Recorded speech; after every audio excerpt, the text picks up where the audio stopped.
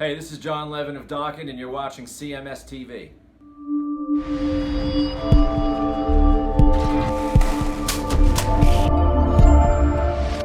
It sounds like that world hasn't changed in fucking 40 years. Those guys still are fucking all weird Yeah, with each other. yeah. But I tell you what, the most enjoyable thing about hanging out with Don, and I know everybody knows this when he's on the show, that guy has got stories for days. Oh, yeah. I've known Don for 25 years, and he can tell me more stories than I ever heard before. Sure. You know, I mean, I've heard a few of the stories before, but he always has new ones all the time. Right. And it's just like, you got to be fucking kidding me. You know, he tells me these stories. He was just telling me some stories about years and years ago, different things. And I'm just sitting there just like, holy shit, really?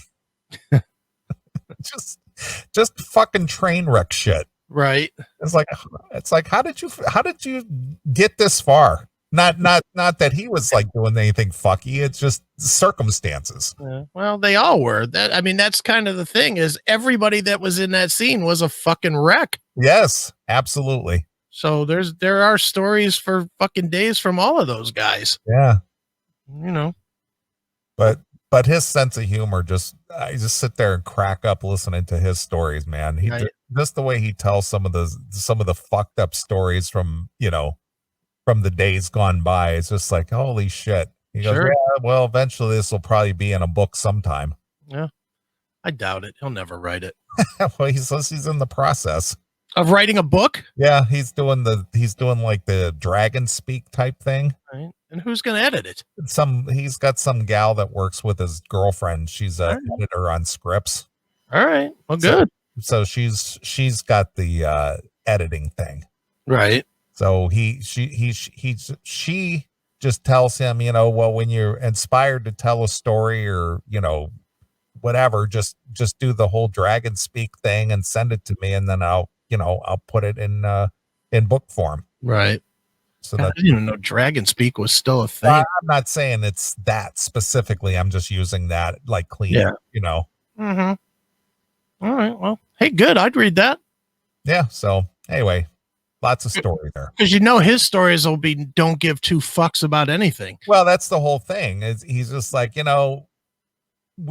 and when this book comes out, he says a lot of people are going to be pissed off. Good. Because I'm not going to sugarcoat anything. That's the book he should put out on his very last tour. Take it around with him to sell at the shows, and then that's it. I'm done. I'm never going to go out again. And good thing too, because none of these fucks will ever play a show with me again. Yeah, you're probably right about that. That would be great. Mm-hmm. I mean, I've heard some of those stories, when off show, like just talking to him. Yeah. And he tells some stories about certain guys, and it's just like, ooh. Well, that was my reaction to a few of the things he was telling me was, oh. Yeah. I know I've heard him tell some stories about a certain drummer that we all know, and it's just like, oh my God. Yeah, exactly. So it was fun. So again, just being able to get away from Chicago area and, just being able to sit back and relax and not worry about emails or phone calls or right. Any just day-to-day nonsense was nice. Yeah. No, you sounds like you had a good time, man. That's good. I did. It was very relaxing. Cool. Very cool. Didn't have to get up. I didn't get up until like 9:00 every day. And then his girlfriend, Jen, she would fix me a latte and just sit out there on the porch and just relax. You pampered bitch, you. I know. It was nice. Came out, gave you a Manny and a petty. Yeah, exactly.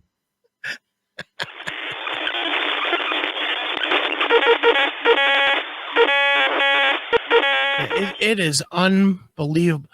And you know what's the most unbelievable of all to me? That people know it and people are being exposed to the truth and they don't care. Yeah.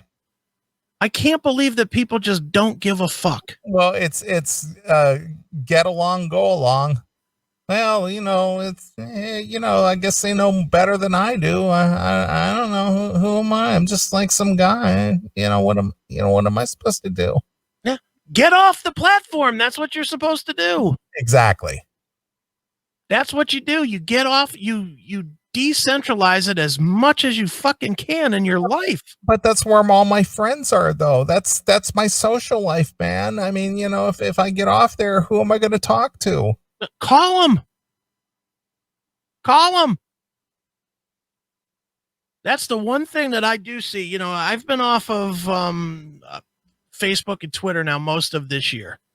You know, for the very, I post maybe once a week on Facebook, which is usually when I'm, you know, when I log in to do my work, to do my actual paid customer work. I'm not on Twitter at all. And I'm not on Instagram at all. I got rid of all that shit. And I have so much more time now than I ever had before. And truthfully, I either text or call people, and I just keep in touch that way with the people I want to talk to. And to be honest, the people I was talking to on fucking Fuckbook, I don't talk to now. You know, it's amazing to me is that I'm not really on Facebook anymore. And I don't miss, it's not like I'm sitting around going, man, I really haven't heard from Joe in fucking X amount of months or whatever.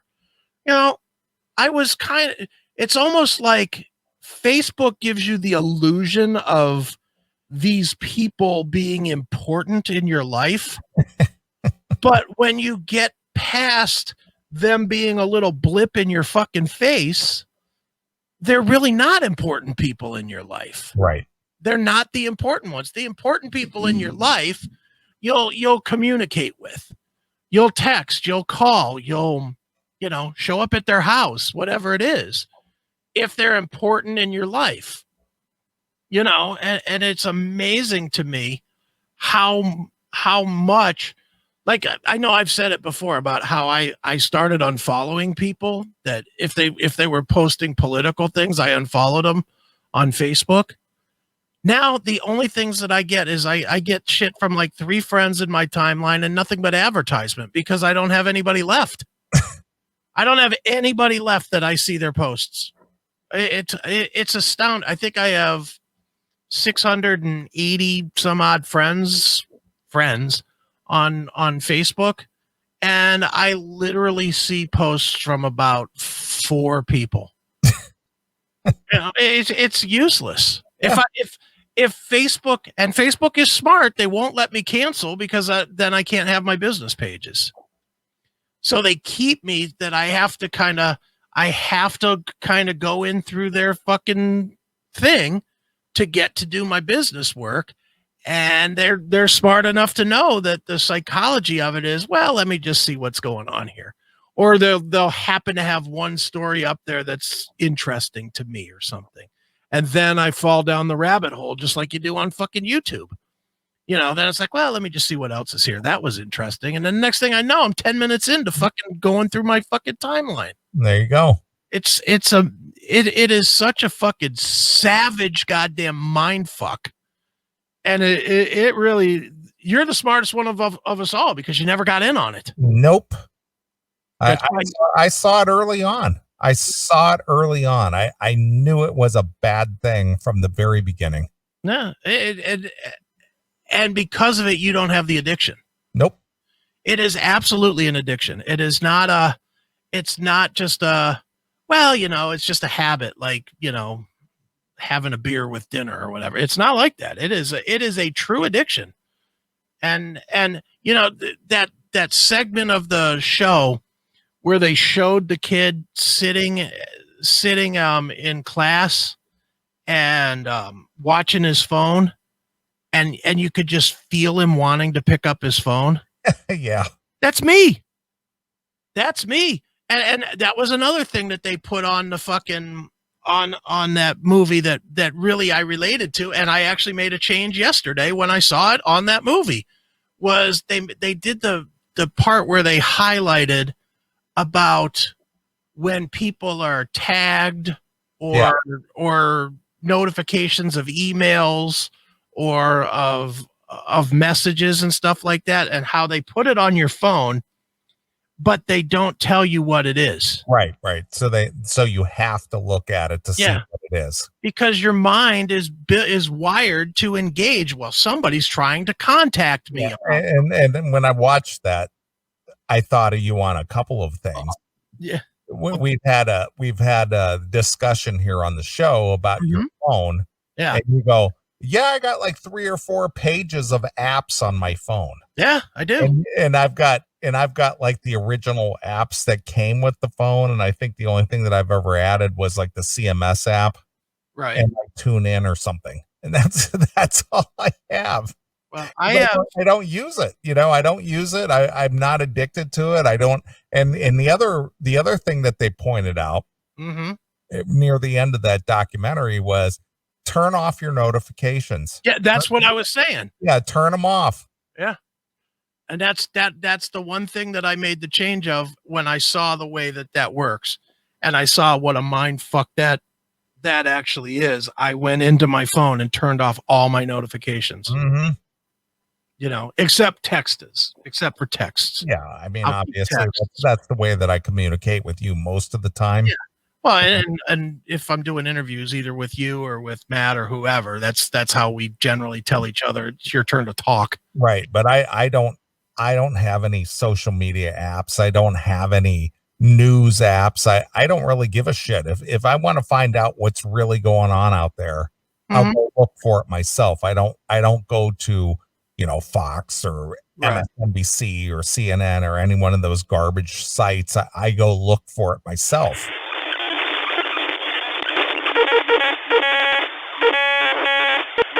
A young woman passionately, and I'm looking at the video, and this is not passionate at all. Okay. This is just a daughter leaning over and kissing her father on the mouth, I guess, or kissing the lips, but it's not passionate. A young woman passionately kissed her own father live on breakfast radio on Friday. Breakfast radio? Breakfast radio. Fuck is that? The shocking moment on Australia's Kyle and Jackie O show. Oh, the Kyle and Jackie O show she did this on? You might have to look that up because you might be able to throw that up on there to just show them kissing. Kyle and Jackie O kissing. Australia. So that just goes to show that they have as lame radio as we do here for commercial radio. The girl's name wasn't Tim James, was it? No, it was not. I'm just asking. Did you ever see the movie? Well, I'm sure you did. The second Wall Street movie. Yeah. Did you know the girlfriend in the movie who's what's his face's daughter? I'm not sure who it is, but I know. No, you know the movie, right? Yeah. Michael Douglas, what's his name? Gordon Gekko. Yeah. His daughter in the second movie. This chick looks like her. Okay. Did you find it at all? I found it. I'm trying to play it. You do sort of look like you could be. All right, I'm going to put it on the video here. Yeah. She looks like Gordon Gekko's daughter in Wall Street Money Never Sleeps. All right. She's got the sawed-off haircut thing going on, and she's kind of thick. Yeah, there she is. You see her? Yeah, I see her. Yeah, she kind of looks like her, right? Yeah, sort of. Hideous. Look at this. I'm watching. It's just ridiculous. For $1,000. Hell, I might kiss him for $1,000. $1,000. It's just weird. Should I turn the sound on or no? No. The dad's wearing like the whole Hawaiian shirt thing or whatever the hell that is he's wearing. Yeah. And she's sitting there and I don't know. It's bizarre. Look at all the beggars and hangers on hanging out in the background. All the people in the back like, oh, this is going to be amazing. I know. And the guy with the EIB microphone, the DJ, look at that. That's not passionate. That's not a passionate kiss. That's like a dad kissing his daughter. Yeah, exactly. So he's got the golden EIB microphone. Look at that guy. Jesus. That's what I'm saying. Look at him. Looks like the captain of the Edmund Fitzgerald. But he's got the golden microphone. Yeah. Then he's got the blonde Robin chick back there in the other booth. In the other booth. Ahoy, matey. What do Yeah. you think of that? And now he's asking what questions. So how was that? Was it good? Yeah. Look at this. What is this guy? Look at this guy. Look at what a turd. He's like 10 years past retirement. Yeah. Look at that guy, and look at those people in the In background. the background celebrating. It's amazing. Yeah, that host looks like a real turd.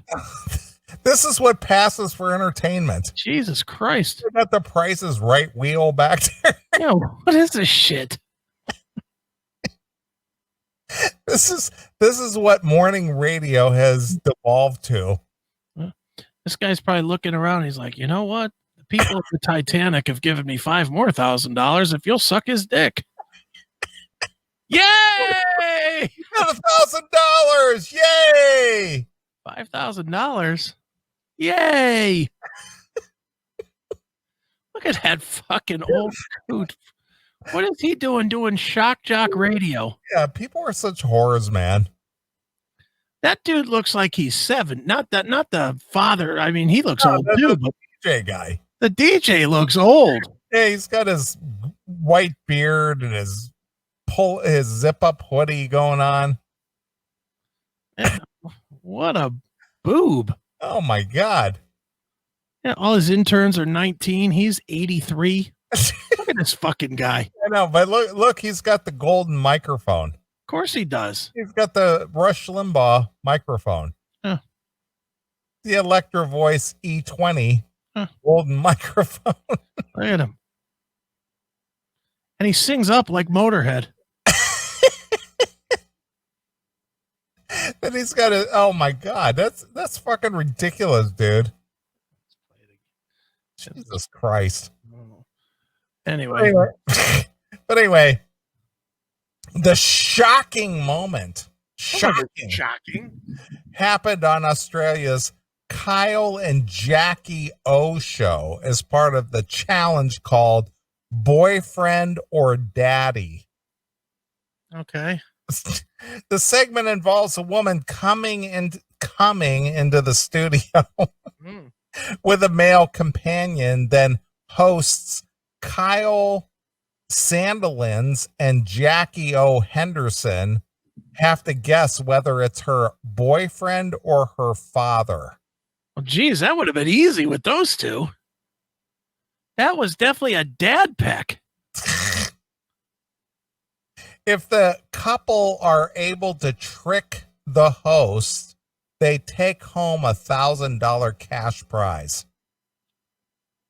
So these two, so that those two dumb hosts pretended like they thought they were boyfriend and girlfriend. Well, the guests, the girl and the bald head guy, the Kojak looking dude, Yeah. come in pretending that they're a couple. Right. No, I get that part, but they won the money. Yes, because they fooled the host. Impossibility. There's no way they didn't realize that was the dad and his daughter. No fucking way. They just gave them the money because they were fucking willing to do it. Exactly. Get fucked up. This is the worst radio ever. Well, again, what does commercial radio have to lose at this point? The Burt Show looks at that and says, "Man, that's some dumb shit. That's terrible." No, the Burt Show looks at that and goes, "Man, that kind of gives me some good ideas." I doubt even the Burt Show would turn that down. I think the Burt Show would be like, nah, we're not going to do something that lame. Holy shit. Explaining the segment, Jackie said that she and Kyle make their judgments based on body language and how uncomfortable the guests are with certain questions. Oh, brother. It's usually fairly easy for them to tell whether the pair are lovers or related, but Friday's guests went the extra mile to convince the host that they were dating. Oh, did they? The extra mile? The extra mile. They must be in really good shape because that did not seem like a mile. Well, he came in wearing her panties on his head. It's like, what dad would do that? First of all, he came in wearing a shirt that he bought when fucking Hawaii 5-0 was still a thing. It was the original. Come on, dude. It was a Tommy Bahama. It cost $80 for that shirt.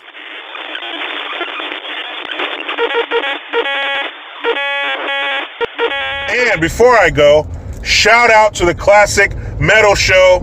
I did an interview on there yesterday. Dudes are intelligent, awesome, prepared, funny. Please check them out. Classic Metal Show. I am Jericho Green. Man, I'm out.